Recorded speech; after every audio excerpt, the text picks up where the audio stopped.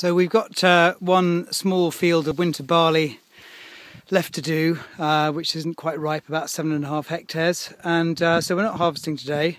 The barley yields, I think, are sort of about average, maybe slightly below where I thought we might be.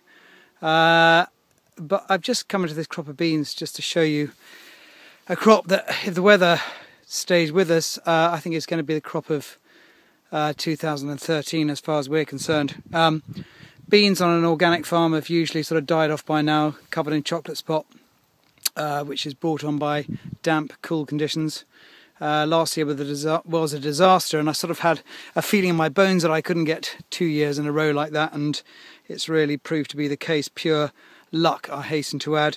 But looking down at these beans, you can see that they're absolutely covered in pods.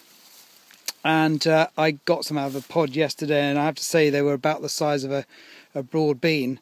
I mean, obviously they're going to dry in the sun and they're going to get smaller, but at the end of the day, it does look like, given, as I say, a good weather forecast, that we don't get lashings of rain that knocks all these down on the floor.